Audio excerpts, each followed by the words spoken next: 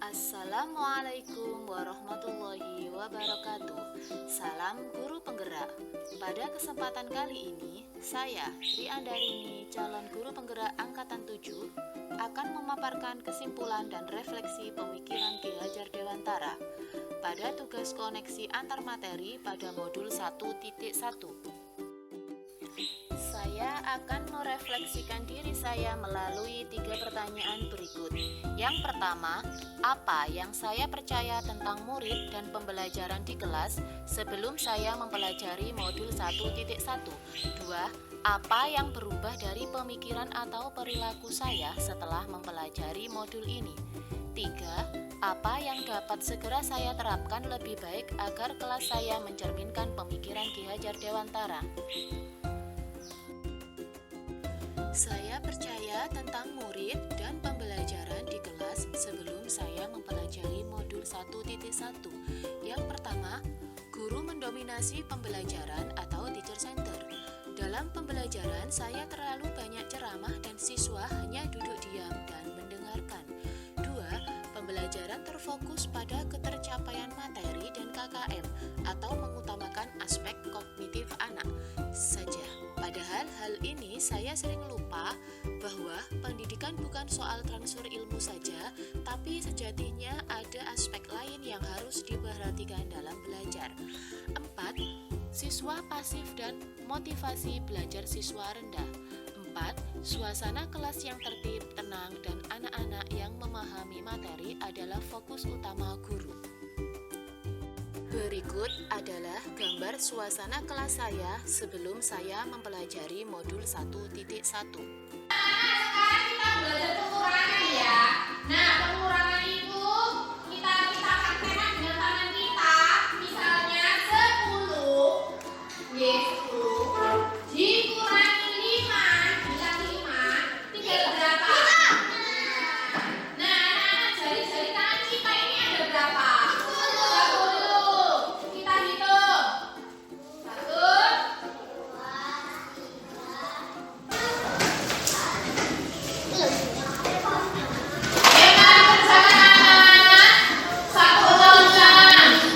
11 dikurangi 2. Bagaimana 11 dikurangi 2? Tangannya 10. Ditambah 1 11. Nah, pinjam tangan temannya. Jadi 11 dikurangi 2. Tinggal berapa?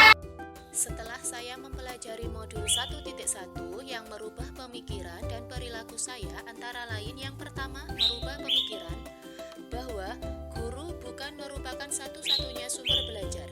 Apapun yang ada di sekitar kita bisa kita gunakan sebagai sumber belajar anak. Anak bebas memilih sumber apa dan dari mana yang akan digunakan untuk belajar. Tugas guru hanya menuntun, mengarahkan mana yang baik dan tidak baik. Yang kedua, pembelajaran berpusat pada anak. Dengan aktivitas pembelajaran yang berpusat pada anak lebih aktif karena terlibat dalam proses pembelajaran sehingga mereka bisa mengkonstruksi pengetahuannya. Yang ketiga, saya dapat lebih menghargai setiap karakteristik belajar anak.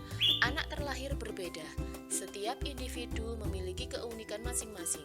Saya sadar dengan perbedaan ini akan menjadikan pembelajaran lebih berwarna. Bagaimana sebagai seorang pamong, saya harus dapat menuntun anak sesuai kodratnya. Selain mempelajari modul 1.1 ini, saya juga dapat merubah perilaku saya, antara lain 1. Seorang guru dapat mengemas pembelajaran secara menarik agar motivasi belajar siswa meningkat. Yang kedua, dalam pembelajaran, harusnya seorang guru dapat memerdekakan siswa.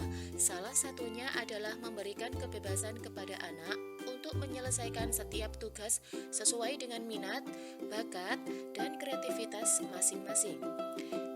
Yang ketiga, sebagai seorang pendidik juga harus lebih cermat melihat bakat anak melalui observasi wawancara dan juga pendekatan personal agar kita lebih dekat pada anak. Kemudian, agar kelas saya mencerminkan pemikiran Ki Hajar Dewantara, penerapan yang segera akan saya lakukan antara lain yang pertama, merancang pembelajaran yang interaktif dan menyenangkan dengan melibatkan peserta didik. Yang kedua, menerapkan pembelajaran berbasis kearifan lokal budaya setempat. Yang ketiga, menerapkan konsep merdeka belajar dan mengintegrasikan setiap pembelajaran dengan pencapaian profil pelajar Pancasila. Yang keempat, pembelajaran yang mengutamakan aspek budi pekerti. Yang kelima, menerapkan sistem AMONG, pendidikan yang menuntun bukan menuntut. Yang keenam, pembelajaran yang sesuai dengan kodrat alam dan kodrat zaman. Yang ketujuh, mengintegrasikan permainan dalam pembelajaran. Kesimpulan yang dapat saya sampaikan yaitu dasar-dasar pemikiran dari Ki Hajar Dewantara harus segera kita terapkan dalam pembelajaran di kelas maupun di sekolah. Di antaranya, pendidikan adalah menuntun anak sesuai dengan minat dan bakatnya. Pendidikan bukan hanya ilmu akademis saja, namun perlu penanaman budi pekerti yang baik. Kemudian pendidikan sejatinya adalah berhamba pada sang anak. Demikianlah pemaparan saya tentang koneksi antar materi pemikiran filosofi Ki Hajar Dewantara. Mohon maaf apabila salah-salah kata dalam penyampaian. Salam dan bahagia. Wassalamualaikum warahmatullahi wabarakatuh.